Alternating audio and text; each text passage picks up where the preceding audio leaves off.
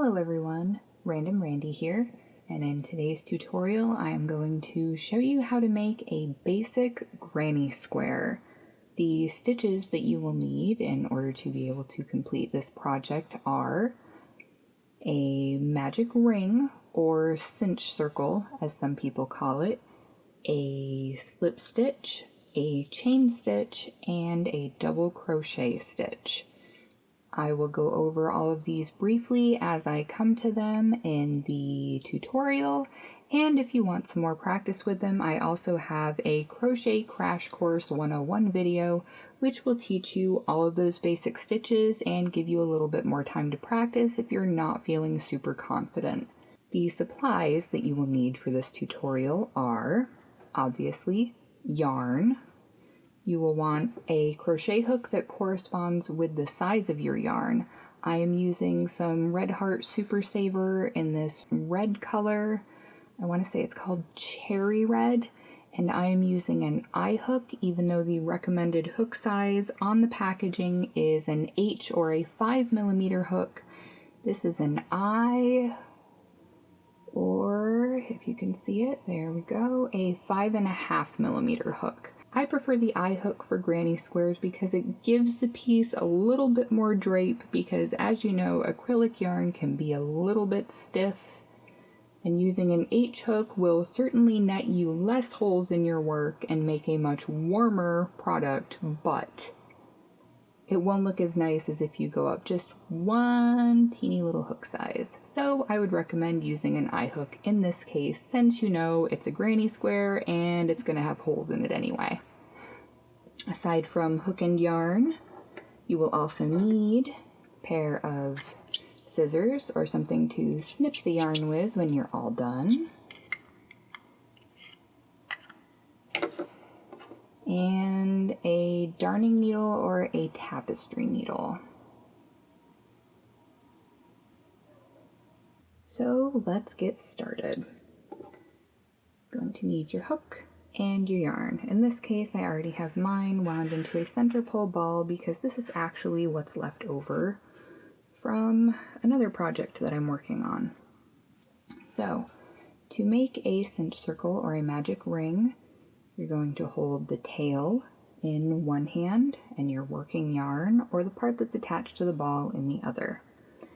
I like to wrap mine around a few fingers just to give myself room to work with. And you'll see how the yarn crosses over here. Then take my hook, put it underneath both, grab the working yarn and pull it under. And now I'm going to do 3 chains to get us started. And once you do that first chain, it's actually going to lock your circle into place so that you don't have to worry about it going anywhere. Now that we have our chain stitch started, just to show you, in case you don't know what a chain is and you're thinking, wow, Randy, that was way too fast, we'll go over it one more time. So to do your magic ring, you wrap and you cross. I like to hold my yarn as I'm working under my pinky to keep my tension consistent throughout the work. That's just the way I hold the yarn. Slide your hook under both, grab the working yarn, pull it through. Now to do a chain, all you do is take your working yarn, wrap it over the hook. This is commonly called a yarn over.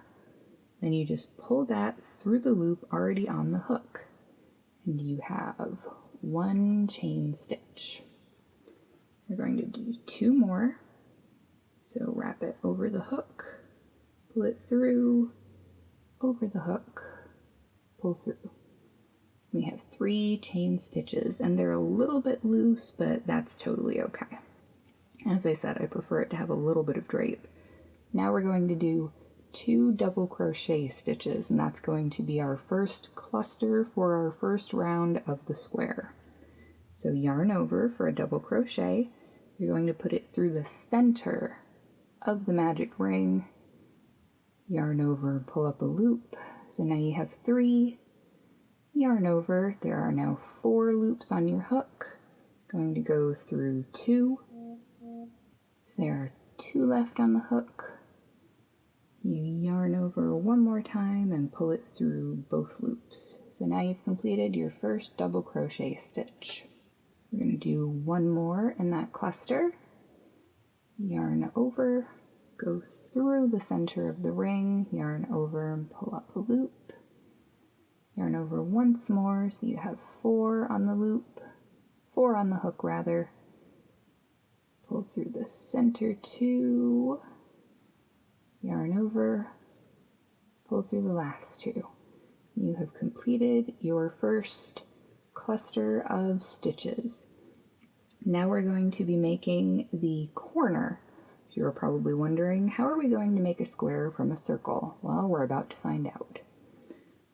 In order to make a corner, you're going to do 2 chains. Some tutorials will say to do 3. I prefer doing 2. So 2 chain stitches. Now we're going to do 3 double crochets in the ring. So yarn over, through the ring, yarn over, pull up a loop, yarn over, pull through the center 2, yarn over, pull through the last 2.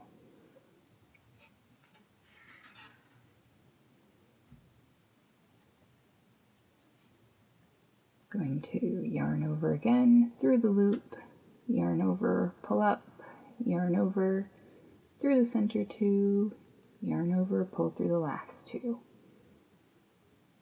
Now for the last one in this second cluster, yarn over, through the ring, yarn over, pull up a loop, yarn over, through the center 2, yarn over, through the last 2.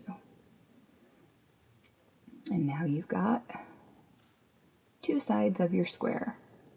Going to do 2 chains for our next corner, and then we'll do another cluster of 3 double crochets.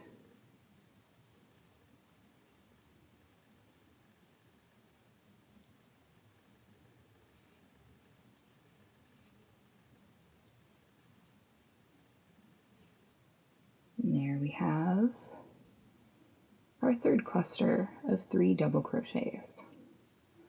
Now, as you can see, I just slid all of my stitches closer together. I like to tighten my ring a little bit as I go, just to keep the shape as I'm going. Helps me conceptualize what it's going to look like better. So to tighten your ring, you grab your yarn tail, the short little end. You just lightly pull. As you can see, it cinches right down. It'll give you a little less room to work with, so don't pull it too hard. But if you do pull it too hard, you can always loosen it back up. So now that we've done the third side, we're going to do 2 more chains to make another corner and do our last cluster of 3 double crochets.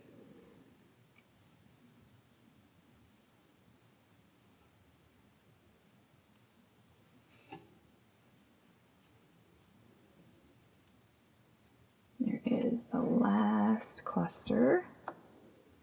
And as you can see, there's still a little bit of space here. So to connect this, to join it into one round, we're going to do 2 chains to make our final corner. And we're going to slip stitch into the 3rd chain of our beginning chain 3. In all the slip stitches, you go through the center of the stitch, yarn over and pull it through, and then you pull through the last loop on your hook. And as you can see, there's a little bit of a funky space there, so you just grab your yarn tail from the circle, give it a tug until the stitches are nice and snug and where you want them to be. Now, with this being a magic circle or a magic ring, you can cinch it completely closed, but I prefer to leave a small hole just because it doesn't squish my stitches. Now we're going to start work on round 2. So as you can see, we are in the center of a row, which is kind of funky and not really completely functional. So the way that I do my granny squares You shall notice that there are, aside from the slip stitch we just did, there are 2 more double crochets before your corner. You want to start your round in this corner. So we're going to slip stitch into the top of these double crochets to get to that corner. When you're using a solid color, this is pretty much invisible, but if you've changed colors at all, or if you're using a variegated yarn, it's going to stick out a little bit more, but I would rather do this than have 900 tails to weave in at the end, because seriously, who wants to do that? And the answer is nobody. So, to get into the stitch that you want to be in to start your corner, you're going to slip stitch right into that corner space that we created. Now you're ready to start round 2. To start the round, we'll do it the same way we did last time. Going to do 3 chains. If I can manage 3, there we go. Then you're going to do 2 double crochets into this corner, into the same stitch to make a first cluster. And in order to keep this as a corner stitch, we're going to do it the same way we did in the last round by chaining 2, and then doing another cluster of 3 double crochets right into that same space.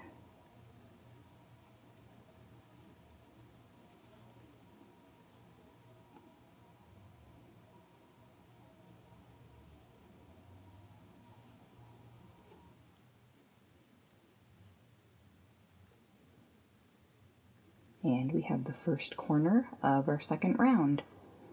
Now to reach this other corner, rather than doing a slip stitch, which would result in a very squished down, oddly shaped square, we're going to chain 1. This is the way that you're going to be separating any stitches that are not your corner stitches in every round from here on out. So now this corner right here is going to be 2 clusters of 3 double crochets with a chain 2 in between.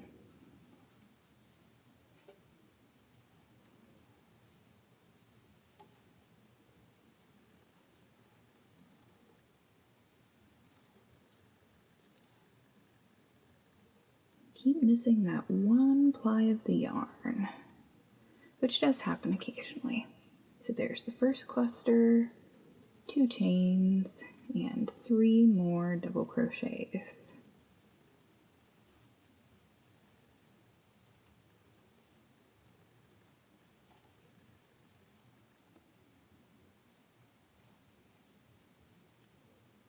So there is corner 2 completed.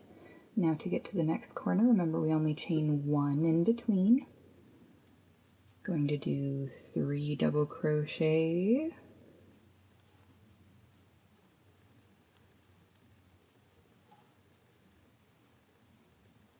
chain 2, and 3 more double crochet.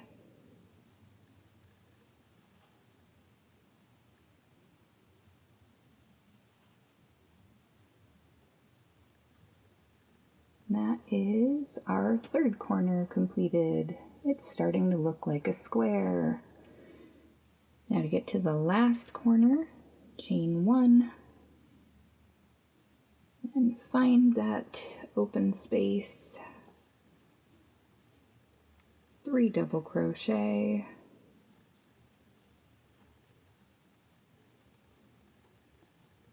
chain 2, and 3 more double crochet.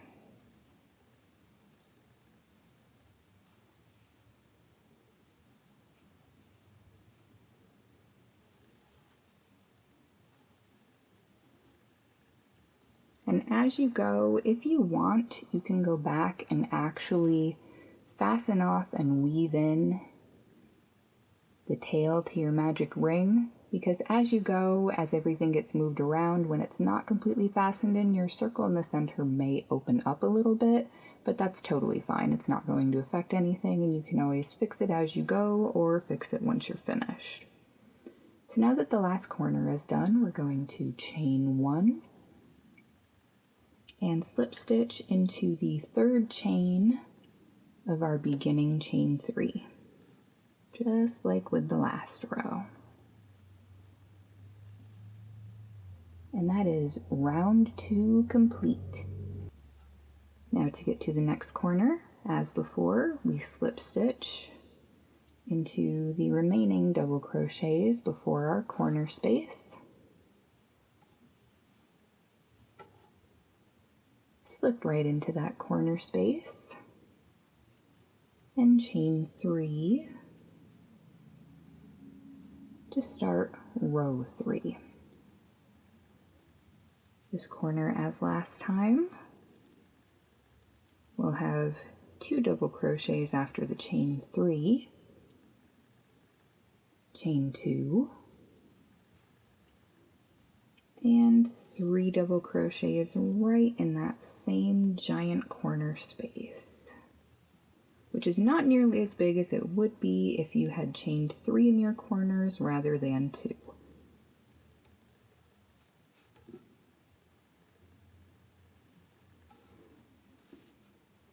Now we're going to be doing our next cluster in this middle open space here, which was our chain 1 in the previous row. So to get there, we chain 1, and then we do 3 double crochets into the center of that space.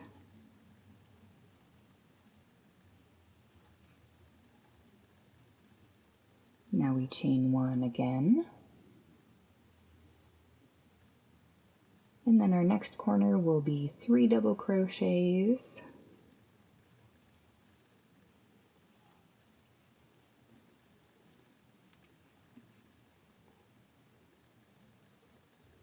followed by a chain 2, followed by 3 more double crochet stitches.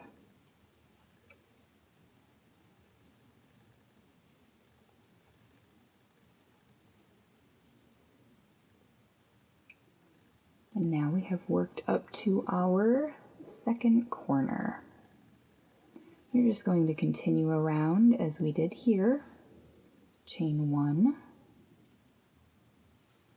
to get to this middle space. Chain 3 in that open space. Double crochet 3 in that open space. Chain 1 and work your next corner. As before, this will be 3 double crochets, chain 2, 3 more double crochets. So rather than having you sit here and watch me go through the entire row, I'm going to meet you back here once you have finished this row. And I am just about to finish up with this third row here. I've done my last 3 double crochet clusters, so I'm going to chain 1, and slip stitch into the top of the beginning chain 3. Now we're almost ready to start round 4. And in order to do that, just slip stitch into the top of those next 2 double crochet stitches, slip stitch right into the corner, and do your chain 3 to start off round 4.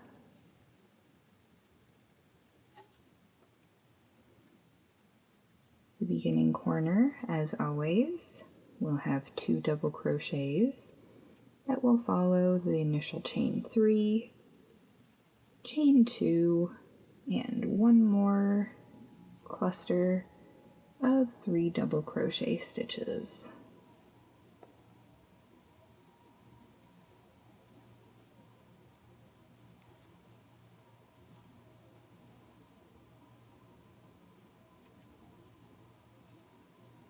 And there's your first corner. Now in the last row, we only had 1 chain space to work into, but in this row, we have 2 in between each corner space. And we just connect to them the same way that we did before. Chain 1, and then put your cluster of 3 double crochets into your open space in the last row.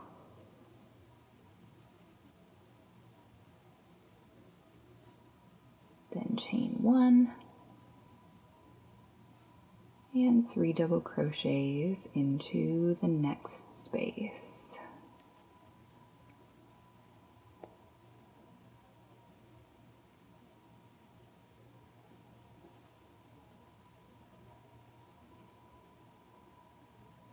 Chain 1, and then you're at your corner space where you do 1 cluster of 3 double crochets,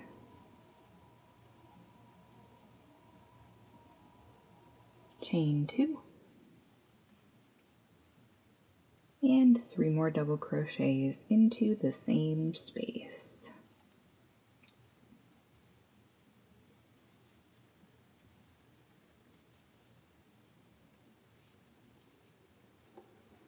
Just continue on in this manner as you go around round 4.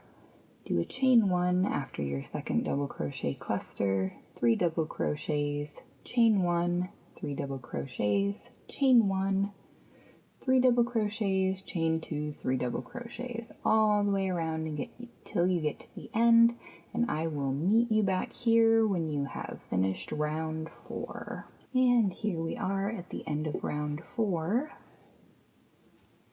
Just finished off our last cluster of 3 double crochet stitches. I've already done my chain 1. We're just going to slip stitch into the top of that 3rd chain of our beginning chain 3. If I can manage it somehow, there we go.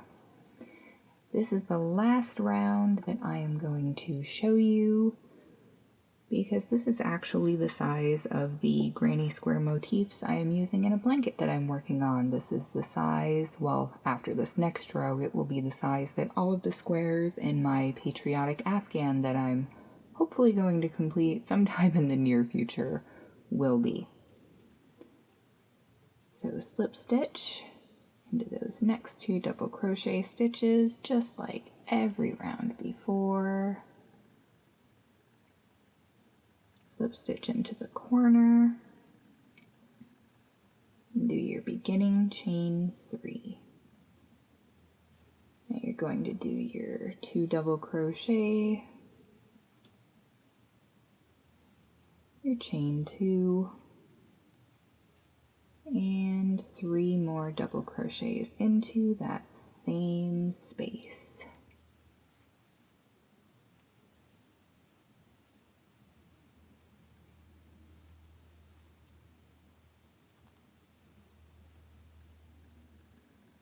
Here's our first corner.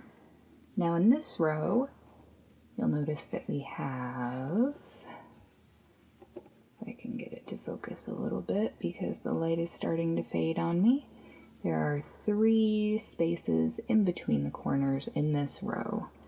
And with every row that you increase the size of your squares, you're going to have 1 more space in between corners every row. You can actually continue this pattern indefinitely. You can go until you run out of yarn. You can go for a certain amount of rows and switch colors. Granny squares are really a very versatile motif, and they're really a crochet technique that you should probably get under your belt. You can make a lot of things that you wouldn't necessarily think you could, such as bags. You can make tops, you can make skirts. Aside from blankets, granny squares are they're really easy. It's good mindless crochet for when you want to make something but you don't want to have to focus a lot on counting or on paying attention to where this stitch is, where that one goes. It's really just something that you can kind of get lost in while you're watching a movie or TV or just relaxing and listening to some music. I have lately taken to listening to the Kindle robot read all of my ebooks that I find I never have time to read because my hands are always too busy with a crochet hook and yarn in my hand. So this way I can get some quote-unquote reading done while I'm crafting.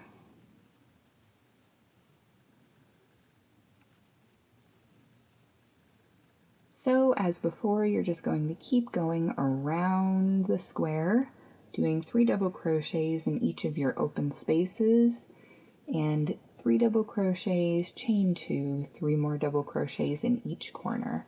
I will meet you back here once you've finished this row so that we can fasten off and weave in our ends. And now we have reached the end of round or row 5. Done my last cluster of 3 double crochets, going to chain 1 and slip stitch into the top of that chain 3. Now personally, I like to slip stitch into the next stitch as well and fasten off. So now what we're going to do, since we're done with the last row, or if you'd like, you can continue on as I mentioned before and just keep doing your increases the same way until the square is the size that you want it to be. But for mine, I'm going to clip the yarn. I like to leave a longish tail when I fasten off because I really like to make sure that my ends are woven in super well, because I'd rather not have all of my work unravel through many, many washings and hopefully many generations of people. So I like to leave about a 6 to 8 inch long tail of yarn. Just give it a snip.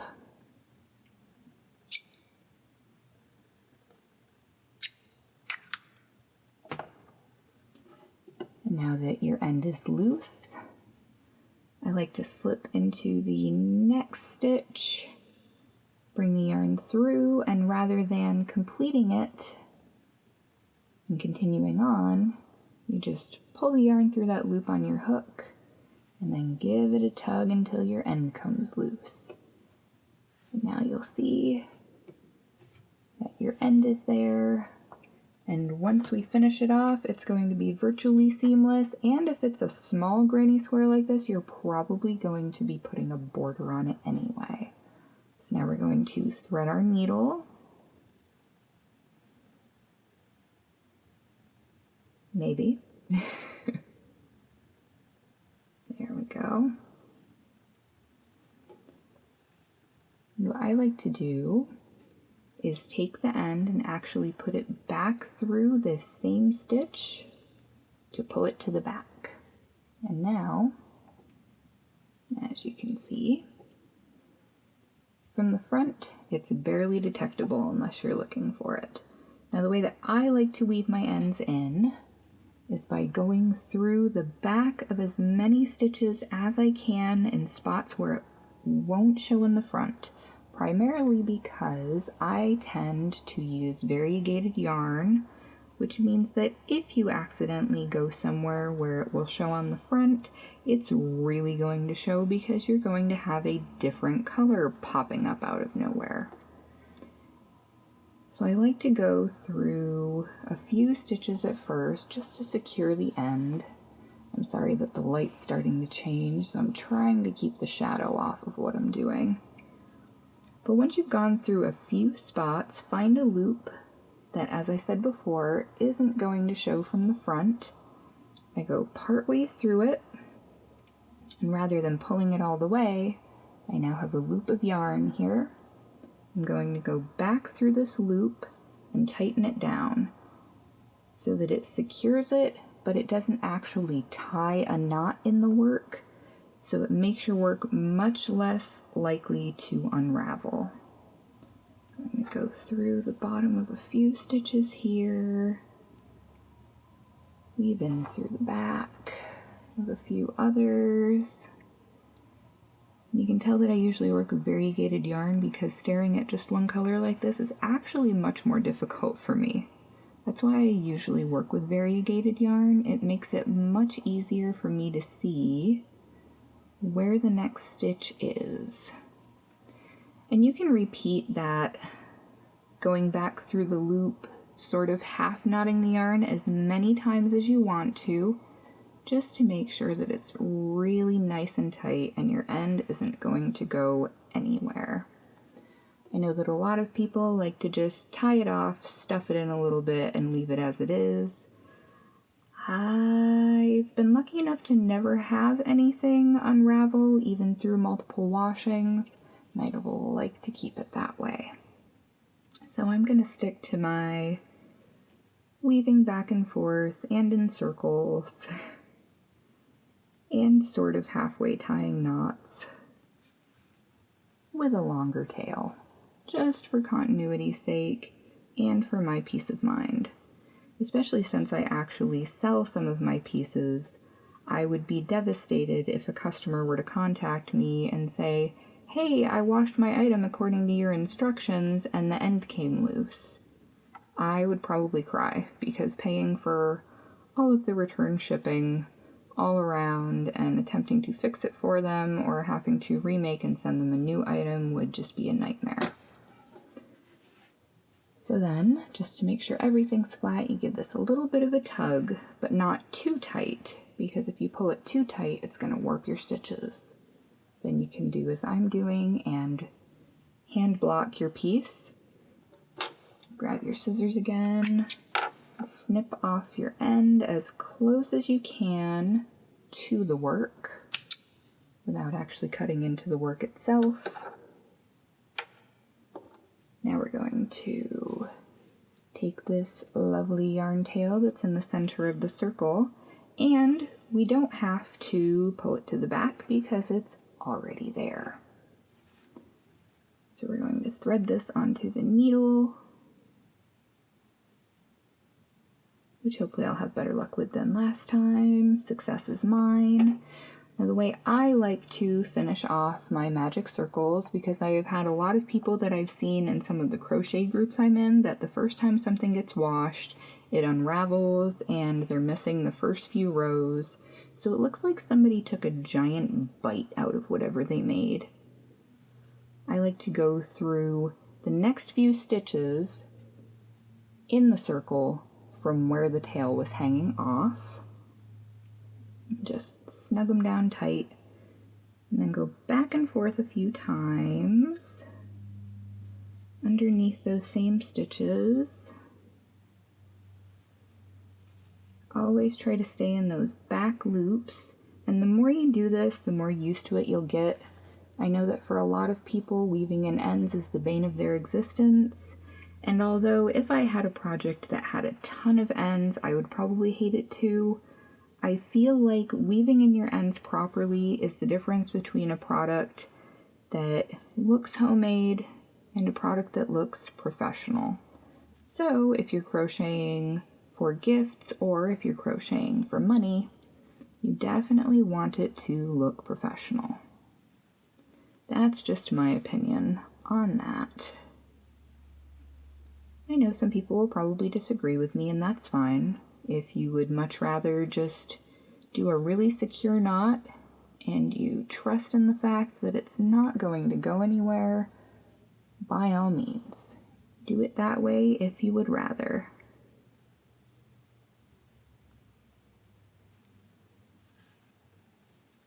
And I like to go as far as I possibly can with the last little tail. Sometimes I'll even go until the yarn pops right off the needle because it just can't bend with it anymore. Just pull it through, and as before, straighten out your square a bit. Find your tail and your scissors and snip it right off. And there you go. You have completed a traditional basic granny square. Congratulations.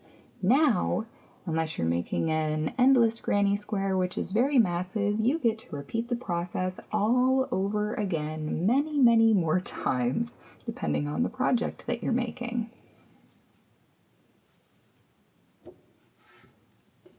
If you like this open granny square, but it's not quite 100% your cup of tea, I have another tutorial for a solid granny square that has many less holes in it. It makes for a much warmer fabric and a tighter weave, especially if you're going to be using it for something like garment making. I would recommend checking that out, and I will link to that video at the end of this tutorial. I hope that this tutorial was helpful to you, And I will also include the written instructions for these first 5 rounds down in the description box below the video. If you have any questions, feel free to leave them for me and I will get back to them as soon as possible. And if you would like to follow me on social media and show off any projects that you make with these lovely versatile granny squares, check the description box down below the video and I will have links to Instagram, Facebook, Pinterest, and my Etsy shop if you're on the market for crocheted tops, which I have in abundance in stock right now. Feel free to check all of those things out, and I look forward to hearing about your success with this pattern. Thanks so much for watching, everybody. Have a good day.